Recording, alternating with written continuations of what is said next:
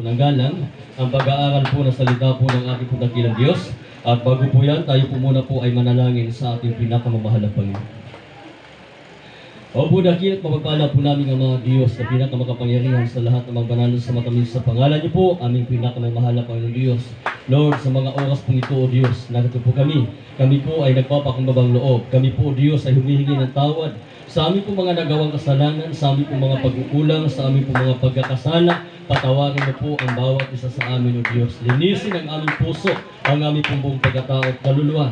At gawin mo po kaming banal at kaaya-aya sa iyong paningin, O Diyos. Lord, makapatin niyo po na sa aming pong pag-aaral ng iyong pong banal na salita, gamitin mo po, O Diyos, ang iyong pong abang lingkod bilang daluyan ng espiritual na pagpapala. Ikaw po ang maglagay ng mga salita na rapat ko po salitain. Dahil kung sagana ang aking Diyos, wala po akong magagawa. Lakipan mo po ito ng kahulungan, ng kapangyarihan, ang iyong pong banal na salita upang ito po ay aming pong maunawaan. I-bless niyo po at pagpalaan niyo po ang bawat isa sa amin sa pangalan ni Jesus na aming Panginoon. In Jesus' name. Lahat po tayo magsabing Amen. God bless you po mga kapatid. Kayo po'y makabalik po sa inyo pong mga inuupuan. Muli ho, magandang umaga na po sa inyo pong lahat. Amen. At higit po sa lahat, ang pinakamataas, pagpupuri at pagwalhati ay tanging sa pangalan po ng ating pinakamamahal na Panginoon Diyos. So hindi na po natin pahabain pa mga kapatid. Ating pong pag-usapan sa mga oras po ito, the armor of God. Amen. Amen? Amen. Kung saan mga minamahal mga kapatid, ang ating pong sandata laban sa gawa ng kaaway, mga kapatid, ang sabi ng ating pinakamamahal na Panginoon, sabi ng Biblia, dito po sa aklat po ng Episo, Kapitulo 6, ang talata po, mga kapatid, ay 11, ganito po ang sinasabi po ng banal nga kasulatan. Magbihis nga kayo ng buong kagayakan ng Diyos upang kayo magsitibay laban sa mga lalang ng diablo.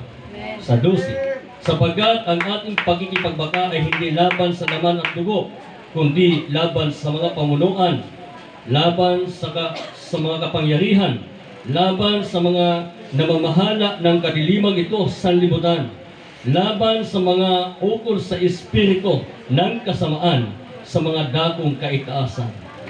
Sa 13, dahil dito magsikuha kayo ng buong kagayakan ng Diyos upang kayo'y makatagan sa araw na masama at kung magawa ang lahat ay magsitibay. Sa 14, magsitibay nga kayo na ang inyong mga baywang ay may bigkis ng katotohanan na may sakbat na baluti ng katwiran. Sa 15, at ang inyong mga paa ay may panyapak na panghanda ng ibanghilyo ng kapayapaan. Bukod dito ay taglayin ninyo ang kalasag ng pananampalataya na siyang ipapatay ninyo sa lahat ng nagniningas na suligi ng masama. Sa 17, at magsikuha rin naman kayo ng turbante ng kaligtasan at ng tabak ng Espiritu na siyang salita ng Diyos. Amen. Ang ating mong pag-usapan, mga kapatid, the armor of God. Amen? So ito po, mga kapatid, ay isang napakahalaga, lalong-lalo na sa ating pong mga Christian, sa ating pong mga mananampalataya, sa ating pong mga umiibig at naglilingkod, sa ating pinakamamahal na Panginoon, mga kapatid, napakahalaga na nasa atin po ang armor of God. Amen? Amen. Ngayon mga kapatid, paano po natin harapin ang gawa ng kaaway sa ating pong buhay kung wala ito sa atin? Kung wala ho tayong panangga laban sa gawa ng kaaway. Sabagat ang sabi po ng Biblia, ang ating pakikipagdigma natin ay hindi laban sa laman at dugo, kundi sa mga pamunuan ng mga masasamang espiritu. Amen. So ito po mga kapatid ay isa pong napakatinding pakikipagdigma. Amen? Sapagat yung kalaban natin dito ay hindi ho natin nakikita. Espiritu sa espiritu, mga kapatid, ang labanan. Diba? Sino dito nakakita ng espiritu? Nakakita na po ba kayo? Sa lahat ng buhay ninyo? Mula nang kayo ipinanganak, nakita na ba ninyo mga kapatid ang Espiritu? Sumalinaw na sinasabi po ng Biblia, mga kapatid, na ang masamang Espiritu, hindi ho natin ito nakikita, subalit ito po ay umaatake sa bawat Kristiyano, sa bawat mananampalataya. Kaya nga, ang sabi ng ating pinakamamahal na Panginoon, o sabi ng Biblia, mga kapatid, magbihis nga kayo ng buong kagayakan ng Diyos upang kayo'y magsitibay laban sa mga lalang ng dyablo. So, paano ho tayo magbihis ng buong kagayakan ng Diyos? Alam niyo ho, mga kapatid, hindi ka lalakas, hindi ka titibay kung pabayaan natin yung pagsamba natin sa Panginoon. Amen. Amen? Ang sabi nga, ibihis eh. Di ba? Sa oras na may pagkakatipon, dapat lagi tayong nandyan. Dapat hindi ho tayo laging lumiliban. Amen? Dapat para yung selyado, mga kapatid, ay dapat ay nasa atin, ay kailangan po natin, mga kapatid, na ipamuhay ang utos ng ating pinakamamahal na Panginoon Diyos. Amen? So every Sunday, dadalo tayo. Every Friday, mga kapatid, dapat sasambaho tayo, mga kapatid. Bakit pagkakatipon yan? Para sa Panginoon. Pagsamba po yan para sa mahal na Panginoon. Ngayon, mga kapatid, kung yan po ay ating gagawin para sa Diyos, ang ibig sabihin, mga kapatid, yung banal na santong Espiritu ng Diyos ay lagi po nasa atin. So, tayo po ay protektado ng ating pinakamamahal na Panginoon sa anumang uri ng gawa ng kaaway. Di ba? Yung sakit, yung virus, gawa po yan ng kaaway. Hindi naman yung gawa ng Diyos eh. Amen. Amen? Ha? Gawa po yan ng kaaway. Ngayon, mga kapatid, ano po ang panlaban natin dyan kung wala sa atin ang banal na Espiritu ng Diyos? So kung tayo po magkaroon tayo ng sandata, mga kapatid, walang iba salita ng Diyos. Amen. Amen? Amen. Ngayon, kailangan po natin ipamuhay yung salita ng Panginoon dahil ito po ang sandata natin, panlaban ho natin sa lahat ng atake ni Satanas. Pero paano natin yan matutunan?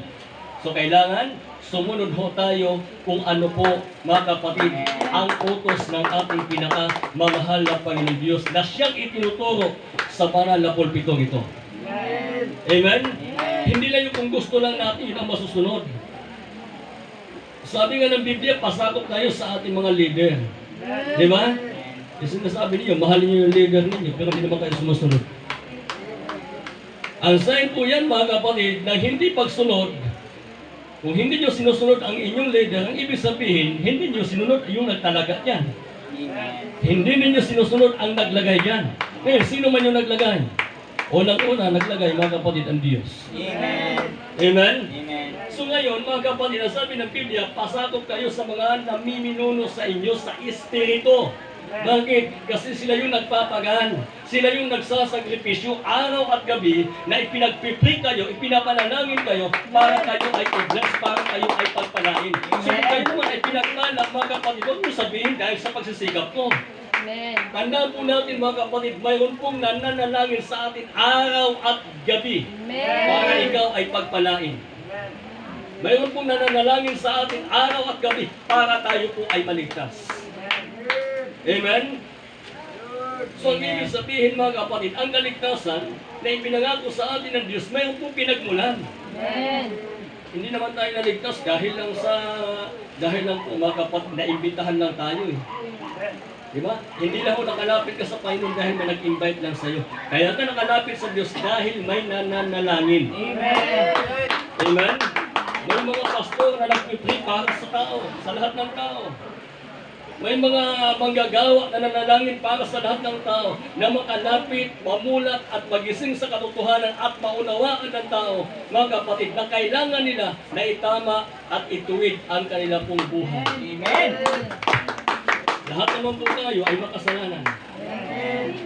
Walang taong matuwid, wala kahit isa. Subalit may mga taong nagsisikap na maging banal, maging matuwid sa harap ng Diyos. Amen. Amen? Amen.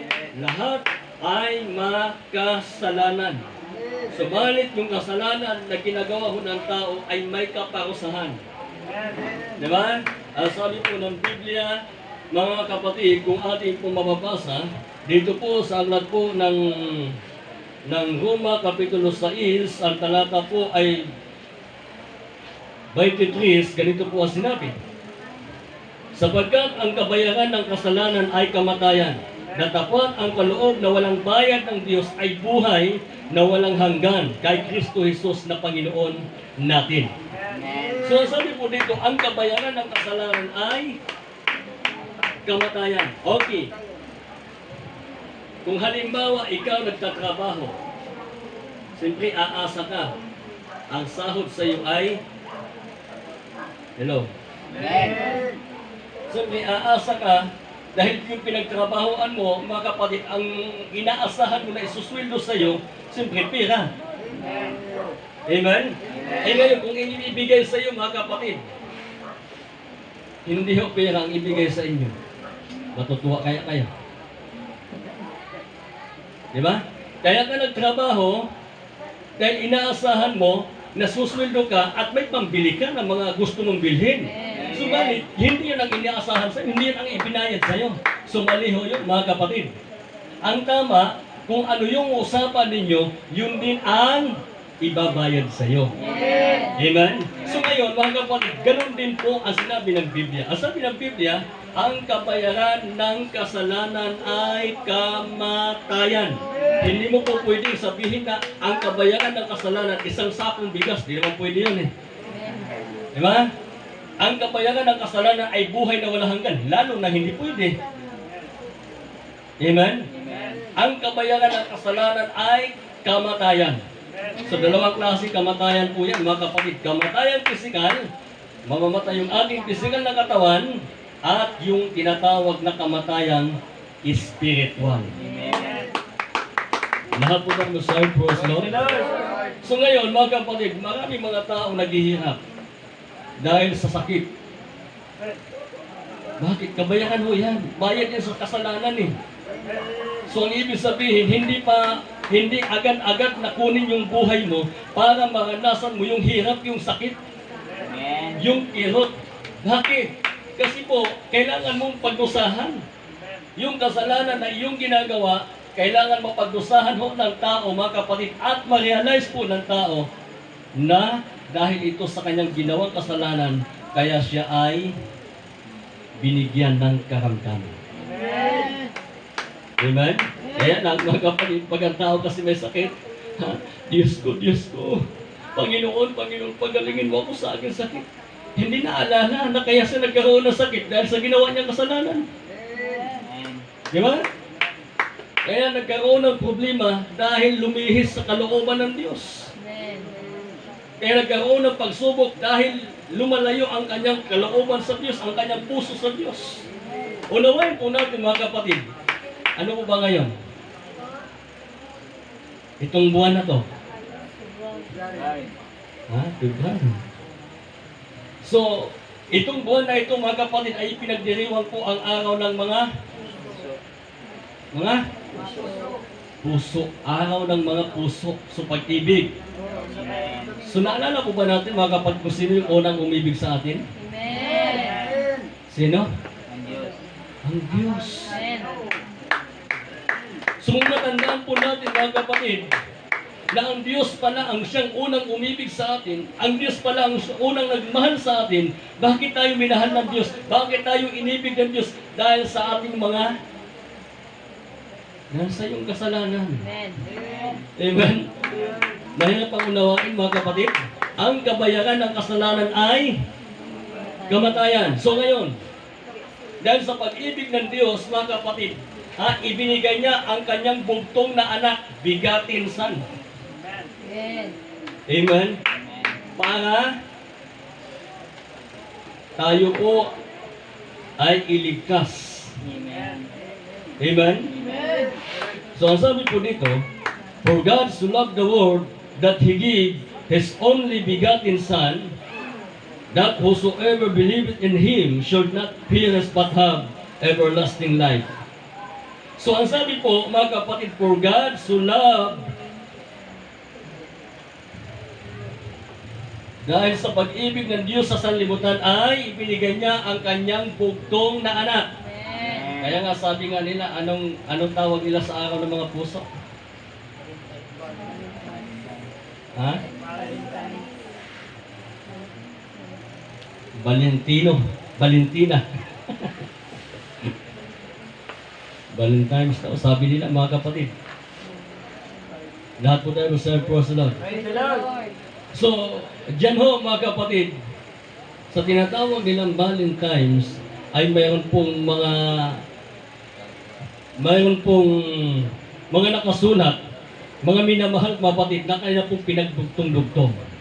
Pinagsama-sama nila, kaya ang basa nila, Valentine. Diba? Hello? Amen. Doon sa love, mga kapatid, for God so loved the world, ang kinuha nila dito ay yung B, yung sa love. Palagpakan muna natin ang ating pinakamamahal na Panginoon. At doon naman, mga kapatid, sa that He give, yung kinuha naman nila dito sa give, yung E. For God so loved, yung kinuha nila ay yung B. That He give, yung kinuha naman po nila mga kapatid dito ay yung E, yung A. At yung kasunod, His only. So yung kinuha nila dito yung L. Amen? Amen. At doon sa bigatin, mga kapatid, yung kinuha nila yung E na talinga. Sa sun, ano yung kinuha nila? In. That. Ano? T. Sa believe. Ang ginawa po nila dito mga kapatid sa in Him, believe in Him, yung I. Sa sure, not, yung kinuha po nila ay ang in. Sa but have, eternal life, yung kinuha po nila ay yung E, na talinga. Amen? For God so loved the world that He gave His only begotten Son, that whosoever believeth in Him should not perish but have everlasting life. Palapakan muna natin ang ating pinakamamahal na Panginoon. So ngayon mga kapatid, kung ating pong uunawain, dapat ang pag-ibig sa Diyos, hindi lang dapat mga kapatid ngayong taon, ngayong buwan na to. Amen. Amen? Hindi lang yung dapat yung araw lang ng mga puso. Kasi minsan mga kapatid, mas pinapalagan kasi ng tao yung para lang sa sarili. Di ba? Yung mahalaga sa tao. Pero hindi nila alam yung pinagmumulan pala ng lahat. Yung pinagmumulan ng pag-ibig, hindi ho naaalala ng tao. Walang iba ang ating pinakamamahal na Panginoon Diyos. Amen? So ngayon po mga kapatid, tandaan po natin, ang sabi ng ating pinakamamahal na Panginoon, na magsikuha tayo ng mga bihis tayo ng buong kagayakan ng Diyos upang makatagal tayo sa lahat ng gawa ng kaaway. Sa araw na masama. So, nakikita po ba natin ngayon mga kapatid yung panahon natin, mabuti ba? Mabuti? Para sa mga negatibo, hindi mabuti. Amen? Amen. Para sa mga negatibo, hindi mabuti kasi masama yung nangyayari. Amen. Lahat po tayo masasabi, praise the Lord. Pero nung panahon ng mga Israelita, mga kapatid, hindi nila tinitingnan yung mga masasama. Sino yon? Sila Gideon, mga kapatid. Sila Josue, mga kapatid. Hindi nila tinitingnan po yung mga masasama. Yung tinitingnan nila, yung biyaya, yung pagpapala, yung kabutihan ng ating pinakamamahal na Panginoon. Amen. Ngayon po, sa panahon natin ngayon, napakaraming mga niga. Amen. Oo. Napakarami sa panahon natin ngayon, kahit nga Kristiyano, mga niga nga eh. Di ba? Pero, dapat unawain po natin, mga kapatid, maintindihan po natin, na bagamat ganun po ang naging sitwasyon po natin, yung kalagayan po natin, na dapat tandaan po natin, maging positive lang ho tayo lagi. Amen. Bakit? Kasi may nangako sa atin eh. Ano man yung mangyari sa mundo, ano man po ang mangyari sa limutan, alam natin at tiyak natin na sasapiling tayo ng Diyos. Lahat po yan, mangyayari po yan mga kapatid, hindi naman po lingid sa atin eh. Amen? Yung ilan kasi takot na takot sila magkaroon ng sakit. Takot sila mahawa ng virus. Takot sila mga kapatid na magkaroon ng sakit o karamdaman. Pero hindi sila natakot sa impyerno. Amen. Di ba? Iyan lino, sinasabi ng Biblia. Ang sabi ng banal na kasulatan, huwag ninyong katakutan ang mga pumapatay ng katawan. Huwag kayong matakot sa virus. Amen. Ang katakutan ninyo, yung kaya nang patayin ang inyong katawan at ibulit pa kayo sa impyerno. Amen. Di ba? Malinaw po, sinasabi ng banal na kasulatan, hindi po ako may sabi. Amen. Binasa ko lang ho, mga kapatid. Ay, binasa ko ba? Ay, hindi pa pala, basahin ko muna. Para hindi ho sasama, mga kapatid, ang inyong loob sa akin. Amen. Ang sabi po ng Matthew, Kapitulo 10, sa talata po ay 28. Basahin ko po. Sa aklat ng Matthew, Kapitulo 10, ang talata po ay 28. At huwag kayong makatakot sa mga nagsisipatay ng katawan. Di ba? Yung mga pumapatay ng katawan, mga kapatid. Mga mamamatay tao. Mga sakit, yung cancer, o ano man yung mga nakakapatay sa katawan, yung coronavirus. Di ba? Nakakapatay sa marami hong namatay, mga kapatid, sa mga sakit na pinagdadaanan po ng hindi naman po sa panahon na yan, mga kapatid, ngayon pong panahon na ito, kundi maging sa mga nagdaang panahon, mga nakalipas na panahon, ito po pinagdaanan eh. Na marami hong namatay, mga kapatid. Di ba? May namatay dahil sa gira, may namatay dahil sa lindol, may namatay dahil sa sunog, may namatay dahil sa lumubog yung sinakyang barko. So hindi lang po mga kapatid, yun po ang mga naging daan para ang tao ay mamatay. So marami pong naging dahilan para ang tao ay mamatay. Subalit mga kapatid, kung dumating man yung oras na yan, dumating man po yung taon na yan, dumating man po mga kapatid na kunin ng Diyos yung ating hiram na buhay, dapat tiyak natin at sigurado tayo na hindi tayo huhukuman at hahatulan ng Diyos. Amen?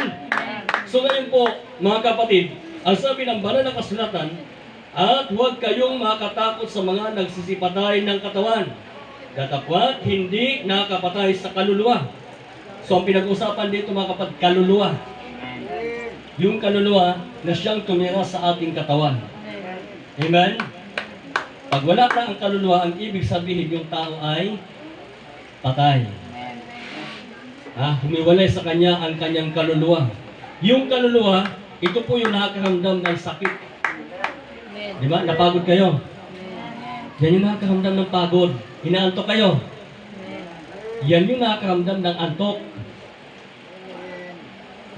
May naramdaman ba kayo na sakit, mga kapatid? Yan po ang nakakaramdam ng sakit. Yung kaluluwa. Sige, tingnan ninyo. Yung patay, pupukin mo. Paluin mo yung patay. Wala. Hindi na yung gaganti sa'yo.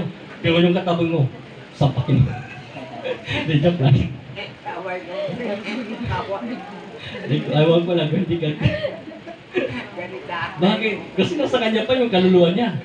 Ang ibig sabihin, masaktan siya. Amen? So ngayon, nasabi ng banal na kasulatan, huwag kayong matakot sa mga pumapatay sa katawan. Sakit man yan, virus man yan, o ano man yan, huwag kayong matakot dyan. Ang katakutan ninyo, kaya nang kunin ang inyong hiram na buhay at yung kaluluwa ninyo ilagay pa sa impyerno. Yun ang mahirap mga kapatid. Amen? So ang sabi dito, at huwag kayong makatakot sa mga nagsisipatay ng katawan, datapwat hindi nakakapatay sa kaluluwa. Kundi bagkus ang katakutan ninyo, yaong makapupuksa sa kaluluwa at sa katawan sa impyerno. So malinaw po ang sinasabi mga kapatid ng Biblia.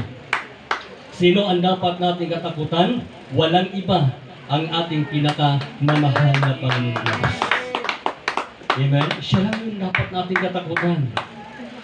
Lahat po tayo mag-serve first Lord. Ngayon, nasabi ng Biblia, para tumagal ka sa araw na masama. Kasi ito yung mga panahon, mga kapatid, na talagang mapanganib eh. Amen? Amen? Mga panahon na mapanganib. Di ba? Yung ilan takot sa curfew. May curfew ngayon. Mas mahigpit yata sa Manila kaysa dito sa atin. Di ba? Amen? Pero yung mga Kristiyano doon sa Manila at dito, parehas lang ba? Isa na naman pala eh. Wala pa yung pandemic, mga kapatid, may curfew naman eh. Di ba? Lahat po tayo mag-sign for us, Lord. Bakit tayo matatakot, mga kapatid, kung yung ginagawa natin ay para naman sa Panginoon? Hindi nga natakot yung mga hindi gumagawa para sa Panginoon eh. Tapos ikaw matatakot ka, ginagawa mo para sa Diyos. Lahat po tayo mag-sign for us, Lord. So ngayon, mga kapatid, ang sabi ng Biblia, para tumagal tayo sa araw na masama, kailangan po natin walang iba ang ating pinakamamahal na Panginoon. Amen? So una, mga kapatid, yung tinatawag natin na the Spirit. Hello? Amen.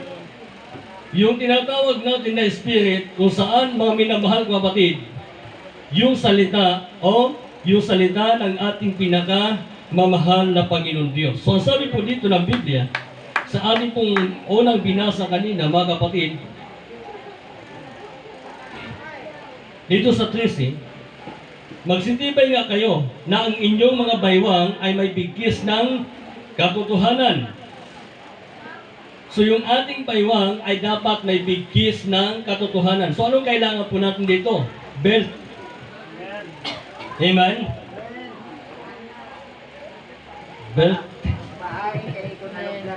Di ba? So truth. Dapat totoo. Amen?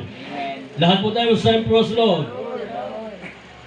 So yung sinasabi po ng banal na kasulatan, mga kapatid, nasabi dito, magsitibay nga kayo na ang inyong mga baywang ay may bigkis ng katotohanan na may sakpat na baluti ng katwiran.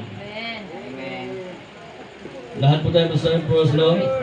Na may baluti ng katwiran at ang inyong mga paa ay may panyapak na panghanda ng Ibanghilyo ng kapayapaan. So yun po ang mga bagay na kailangan po natin, mga kapatid. Amen? Mga bagay na kailangan po ng mga Kristiyano, dito sabi, bukod dito ay taglayin ninyo ang kalasag ng pananampalataya, yung helmet. Helmet ng kaligtasan. Amen? At ang sabi sa kasunod, mga kapatid, bukod dito taglayin ninyo ang kalasag ng pananampalataya na siyang ipapatay ninyo sa lahat na nagniningas na suligi ng masama. At magsikuha rin naman kayo ng turbante ng kaligtasan at ng tabat ng Espiritu na siyang salita ng Diyos. So ito po ang mga bagay na kailangan po nating taglayin. Mga bagay na dapat nasa atin. Amen? So alam niyo ho, mga kapatid, ang isa sa pinakamabisa at pinakamaganda na kahit tayo po, mga kapatid, ay yung ilan po natin, mga kapatiran, ay mga baguhan, mga kapatid. Subalit dito po, amin pong itinuturo sa inyo na dapat nagkakabisado kayo lagi ng salita ng Diyos. Amen? Amen. Kasi po, pag ikaw ay naglaging nagkakabisado ka ng salita ng mahal na Panginoon, so pag mayroon kang masyanan, mga kapatid, mayroon kang ma-invite, mayroon kang salita na sasabihin sa kanila. Sasabihin mo, ito ang sinabi ng banal na kasulatan, ito ang sinabi ng Diyos. So kailangan natin maglingkod sa Panginoon kasi may kabayaran ang ating ginawang kasalanan. Ngayon, paano ka mag-invite kung wala ka namang alam? Amen? Hindi namin ito natutunan, mga kapatid, dahil sa napakinggan lamang namin. Natutunan namin dahil po, mga kapatid, amin din pong binabasa kung ano po ang itinuturo dito sa pulpito. Amen? Alam niyo, mga kapatid, sabi ng banal na kasulatan, yung mga taga-Tesalonika, naging maalam talaga sila. Naging masipag sila, mga kapatid, kasi po, inaaral talaga nila kung ano yung itinuturo sa kanila, kung tunay ba ang ipinapangaral sa kanila. Amen? So, ang ibig sabihin, hindi lamang sila nakikinig. Di ba? Nakikinig lang ba tayo, mga kapatid? Amen. Dapat hindi lang tayo tagapakinig. Dapat tayo po yung lagi nagbubulay-bulay na salita ng Diyos. Amen. Amen? Amen. Amen. Okay. Ito. Ang sabi po, mga kapatid ng Gawa, Kapitulo 17, ang talata po ay 11.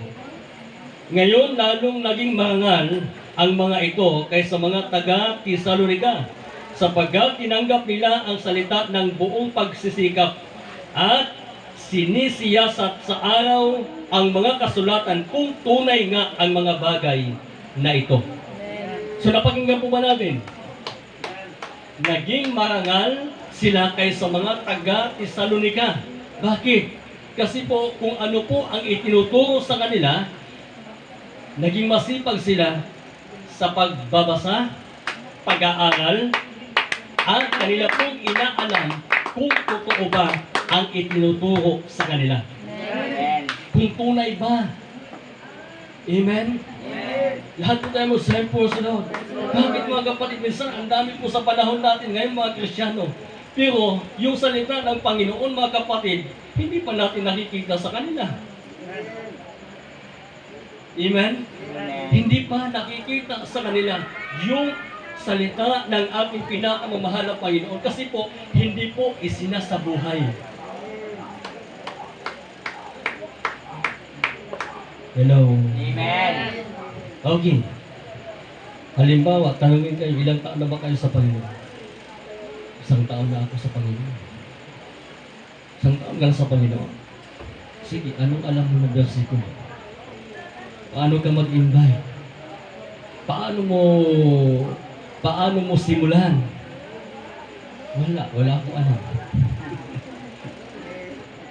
Lahat po tayo Muslim Muslim. Bakit? Bakit walang alam mga kapatid? Kasi tamad eh. Amen? Hindi naman nagbabasa. Hindi naman po mga kapatid nagbubulay-bulay. Anong araw, anong gabi? Ang sabi ng Biblia, bulay-bulayin natin araw at gabi ang salita ng Panginoon. Amen?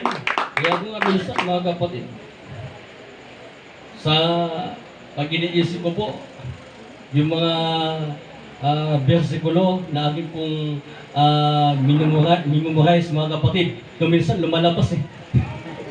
Di ba? Kasi siyempre sa isip lang ako nagbabasa mga kapatid. Kasi binabasa ko na siya, kaya lang pag medyo makalimutan ko po mga kapatid, titignan ko. O kung tama ba. Amen? So ang ibig sabihin, binubulay-bulay po natin, hindi na po yung halimbawa, kung nasa trabaho ka, wala ka namang Bible, alangan man nasa trabaho ka, maghahawak ka pa ng Bible eh. O, di ba? Kung may ginagawa ka, mga kapatid, yung salita ng mahal na Panginoon, gawin mong kanta. Amen. Baka sa isip ko lang, kung kumakanta ka, nag-memorize ka ng salita ng Panginoon, magugulat ka lang, tapos na yung trabaho mo eh. Di ba? Lahat po tayo masabi po sa Lord. Kaya nga, ginagawa ng mga ilang Kristiyano, mga kapatid, habang nagawalis, Hallelujah, Hallelujah, Hallelujah. Kumakanta nga. Di ba, hindi ako nagpupuri nagwawalis yun eh, kumakanta na. Kasi iba yung nagpupuri. Ang ibig sabihin, nagpupokus talaga mga kapatid. Amen? Lahat po tayo masabi po sa Lord. Halimbawa, nagpuri ka ng isang oras, tapos nag-pray ka na, o ngayon kung may walisin ka, o sige, at least nakapag-pray ka na, nakapag-puri ka na ng isang oras, di ba? Amen? Lahat po tayo masabi po sa Lord. So, ang ibig sabihin mga kapatid, pinaghahandaan po natin. Pero kahit may ginagawa na ho tayo, mga kapatid, kung talaga hong abanang-abala tayo sa mga gawaing makalangit, kahit may ginagawa ka, lagi ka pa rin nagbubulay-bulay na salita ng Panginoon. Amen? Alam niyo yung pag-awit mga kapatid, yung nag-memorize ka ng kanta, papuri yan sa Diyos eh. Ang ibig sabihin, nagbubulay-bulay ka ng mga kabutihan ng Panginoon. Amen? Ano po ba mga kapatid, yung mga lyrics po ng awitin na inyong kinakanta? Kanino po ba patungkol? Sa Diyos. Hindi ibig sabihin, binubulay-bulay mo yung kabutihan ng Diyos. Amen? Kahit sa ganung paraan mga kapatid, makipay ka. Bakit? Kasi yung bawat mensahe ng awitin, mga kapatid, kung unawain lang ho natin, mensahe na yun para sa atin eh. Di ba? Di ba may mga kanta, mga kapatid, na kailangan mong magpakalakas, magpakatatag sa paglilingkod sa mahal na Panginoon dahil ang lakas natin ay ang Panginoon. So, ang ibig sabihin, mga kapatid, nagbubulay-bulay ka ng kabutihan ng Diyos na ginawa ng Diyos sa ating pong buhay. Amen? Kaya lang, yung ilan, mga kapatid, tamad. Palampakan muna natin ang ating pinakamamahal na Panginoon. So ngayon, dumating yung pagsubok, atras na. Dumating na yung problema, atras na. Bakit? Hindi naman ho nagbubulay-bulay ng kabutihan ng Diyos. Amen? Matagal na nga halos magtatlong taon na, mga kapatid, wala pang alam kanta. Naalala ko po yung isang kabatiran, mga kapatid, sa Masbati. Sabi niya, kung orasyon pa, mabilis sa kanya kabisaduhin. Ano yung orasyon? Hindi niya alam yun na. Yung para po, mga kapatid, sa mga nanggagamot, mga albularyo, yan.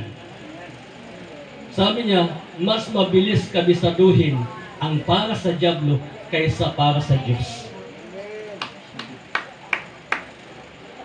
Nahirapan siya, mga kapatid. Pero sinisikap niya, pinipilit niya. Kasi siyempre yun yung dati niyang buhay eh. Pero nang siyempre tawagin ang ating pinakamamahal na Panginoon para maglingkod sa Diyos, sinisikap niya Amen. na magkabisado ng kanta para sa Panginoon. Amen. Lahat po tayo sa Lord. Dahil, mga kapatid, yung mga bagay na yan, yung mga bagay na makalangit, ang ibig sabihin, ibinihis natin ang buong kagayakan ng Diyos.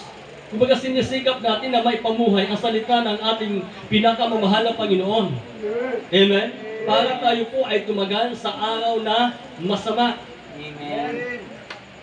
Ngayon po, mga kapatid, sabi ko kanina, maganda po ba yung ating po sitwasyon ngayon? Yung panahon natin ngayon, sabi niyo hindi maganda.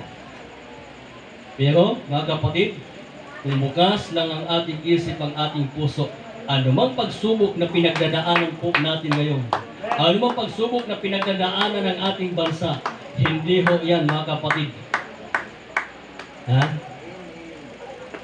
Hindi ho po pwede na sabihin natin na hindi po yan pinagdaanan ng mga naunang mananampalataya.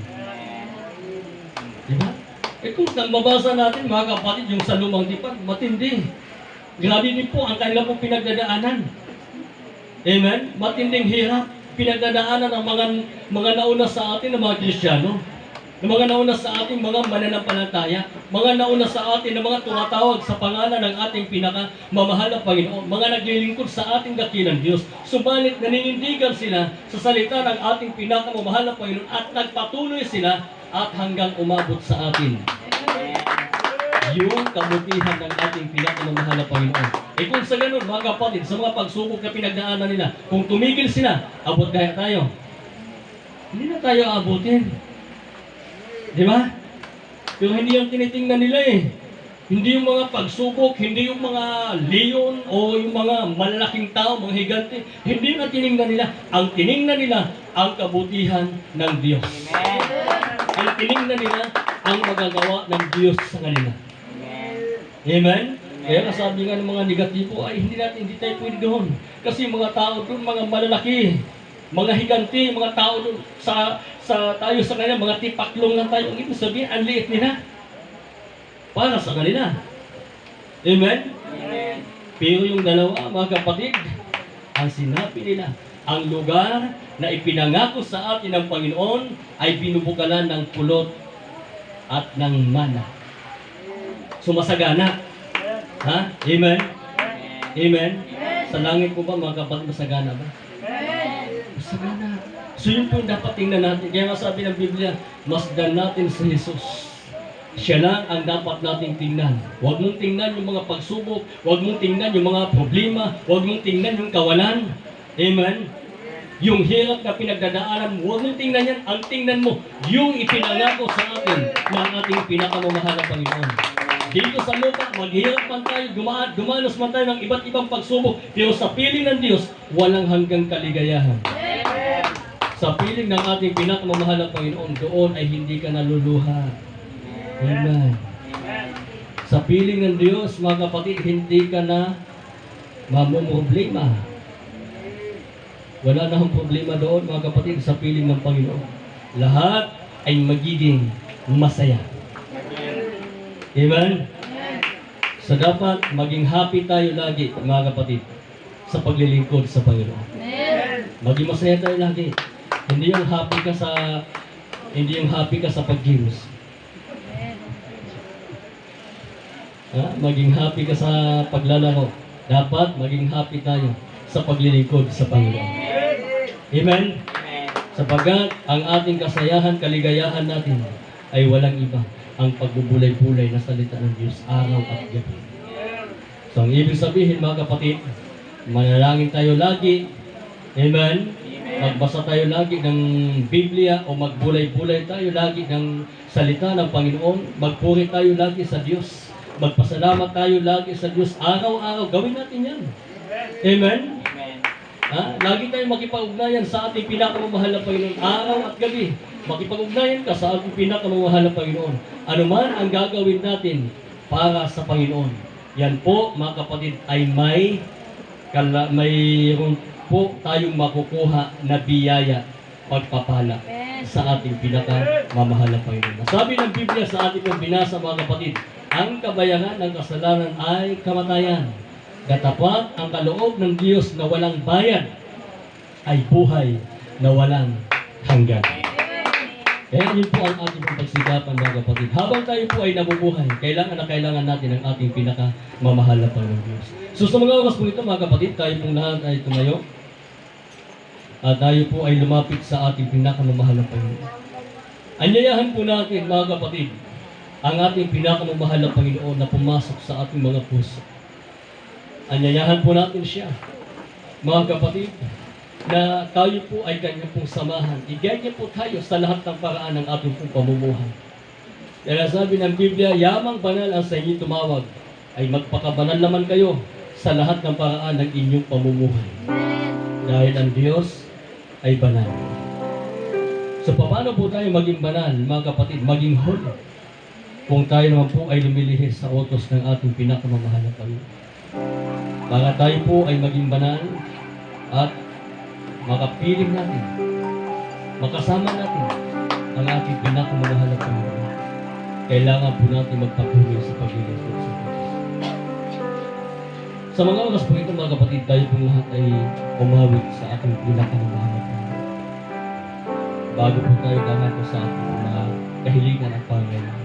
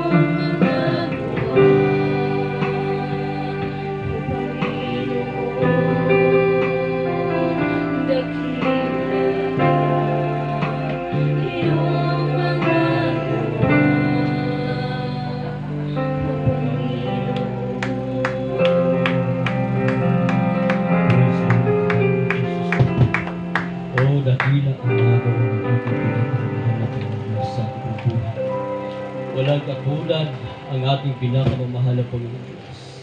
Ang Diyos, mga kapatid, ay pag-ibig at ang Diyos ay mapagpala at ang Diyos ay mapagbiyaya sa bawat isa po sa atin. So huwag natin sayangin, mga kapatid, ang kabutihan ng ating pinakamamahal na Panginoon na Kanya pong ginawa sa ating buhay. Kung paano po tayo pinagpala, kung paano po tayo pinatawad, kung paano po tayo kinawaan, kinahabagan ng ating pinakamamahal na Panginoon Diyos. So nawa, lagi kong nating magawa at magampanan ang ating mga tungkulin sa ating pinakamamahal na Panginoon Diyos. So sa mga oras po ito, mga kapatid, tayo po ay darako po sa ating mga pangailangan, kahilingan sa ating pinakamamahal na Panginoon Diyos. Lahat po tayo ay lumapit sa ating pinakamamahal na Panginoon. Itaas po natin ang ating pumakamay at sama-sama po tayong manalangin sa Panginoon. Dakila't mapagpala po namin Ama, Diyos na pinakamakapangyarihan sa lahat amang banal. Sa matamis, sa pangalan niyo po, aming pinakamamahal na Panginoon Diyos. Sa mga oras po ito, Panginoon, narito po kami. Kami po nagpapakumbabang loob, kami po ay humihingi ng tawad sa aming po mga nagawang kasalanan, sa aming po mga pagkukulang, sa aming po mga pagkakamali. Patawagan niyo po, O Diyos, ang bawat isa sa amin. Linisin ang aming puso, ang aming pong buong pagkatao at kaluluwa. Gawin mo po kaming banal at kaya-aya sa iyong paningin, O Diyos. Lord, idinadalangin po namin sa iyo na ikaw po, O Diyos, ang siyang manghawak sa bawat isa sa amin. Tulungan niyo po kami sa anumang pagsubok na aming pong hinaharap. Lord, tulungan mo po ang aming pong bansa. Tulungan niyo po ang aming pong mga kababayan. Tulungan mo rin po ang aming pong mga mahal sa buhay. Tulungan niyo po ang bawat miyembro ng ministeryong ito na magawa, matupad, masunod ang iyong kalooban, manatili sa paglilingkod at ipamuhay ang iyong pong banal na salita. Sa ganang amin, O Diyos, wala kaming magagawang mahal na Panginoon. Sumanan amin pong inilalapit sa iyo. Idinudulog po namin sa iyo aming dakilang Ama, na ikaw po, O Diyos, ang siyang manghawak sa bawat isa sa amin. I-bless niyo po ang bawat isa sa amin. Pagpalain niyo po ang mga trabaho, hanap buhay, negosyo na mayroon ang iyong mga anak. Lahat ng kailang pong mga kahilingan, mga prayer requests, katagpuin mo po ito sa himalang kapamahaan ng Diyos. Nakikita mo po ang kailang mga pangailangan sa araw-araw. Nakikita mo po ang mga nilalaman ng kailang puso. Abutin mo po ito ng iyong mapagpahalang Ama. Sa mga kapatid namin may mga problema, lutasin niyo po, Diyos. Sa mga kapatid namin may mga karamdaman, pagalingin niyo po, mahal na Panginoon. Sa mga kapatid po namin, O Diyos, naghahanap po ng trabaho, pinagkakitaan, mahal na Panginoon. Ikaw po, O Diyos, ang magbigay ng kailang pong mapagkakitaan at magamit nila sa gawang paglilingkod sa iyo, Panginoon. Sa pangalan ni Jesus, na aming Panginoon. In Jesus' name, Amen. Sa lahat po, may mga taglay po na karamdaman, ipatong po ninyo ang inyong pong kanang kamay sa ulo at ang inyong pong kaliwang kamay, ilagay po ninyo sa parte po na inyong pong katawan kung saan po naroon po ang inyong mga karamdaman. At kung kayo naman po ay may kahilingan sa Diyos, itaas po ninyo ang inyong pong dalawang kamay. Muli po tayong manalangin sa Panginoon. Dakilat pagpapala po namin Ama, Diyos na kataas-taasan, Diyos na makapangyarihan sa lahat amang banal. Sa matamis sa pangalan ni Jesus na aming Panginoon. Lord, pawiin mo po anuman po ang gawa ng kaaway sa aming pong buhay. Ito may karamdaman, cancer, leukemia, asthma, diabetes, ulcer, anemia, high blood, obusi pong ulagnas. Lahat ng karamdaman galing sa ulo hanggang sa taas ay cast out in Jesus' name. Cast out in Jesus' name. Cast out in Jesus' name.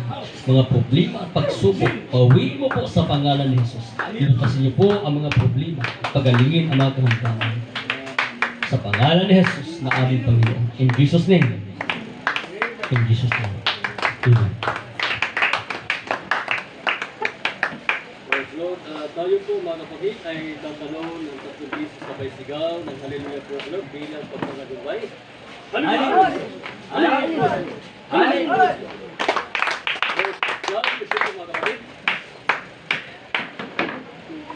Tayo po ay tuloy-tuloy sa bahagi po sa gawain po ng ating pinakamamahal na Panginoon. Amen. Amen. So tayo po mga kapatid ay patuloy po na dumalo every Sunday, every Friday. Mga kapatid, sikapin po natin na magawa natin at matupad natin ang utos ng ating pinakamamahal na Panginoon. Amen. So ito lang po mga kapatid ang tanging paraan at magagawa natin para tayo po ay lumakas, tumatag sa paglilingkod sa ating dakilang Diyos. Hindi ho tayo makapanatili mga kapatid at hindi ho lalakas ang ating pang espiritual na buhay sa Panginoon kung pabayaan natin ang ating paglilingkod sa Kanya. So nawa, lahat po tayo ay manatili, magpatuloy at magbunga pa. Amen. Sa paglilingkod sa ating pinakamamahal na Panginoon Diyos upang makatagal tayo sa araw na masama. Purihin po ang ating pinakamamahal na Panginoon Diyos. So sa mga oras po ito mga kapatid, sa araw po ng Sunday, huwag po natin kalimutan. Amen. Nagsimula po tayo ng alas 10:30 ho ng umaga. At natapos po tayo sa kalooban ng ating pinakamamahal na Panginoon Diyos. At pag Friday naman ho, tayo po ay nagsimula ng alas 9 po ng gabi. So sikapin po natin mga kapatid na maging maaga-aga pa po tayo. Amen. Maging handa mga kapatid, lalong-lalo na nasabi ng Biblia, dapat lagi po tayong handa sapagkat hindi natin alam kung anong oras babalik ang Panginoon. Sa umaga o sa hating gabi o sa pagtilaok na manok, ang Diyos ay babalik mga kapatid sa oras na hindi inaasahan ng tao. So kung babalik ang Panginoon, mga kapatid, tiyak natin at masigurado po natin na tayo po ay nasa piling ng Panginoon. Amen? So ngayon po mga kapatid, tayo po lahat ay tumayo na. At tayo po ay magawakas na sa ating pong pinagpalang gawain. At narito po ang ating pong mahal na kapatid, Beloved Brother Abel Francisco, na manalangin po sa ating pong closing prayer.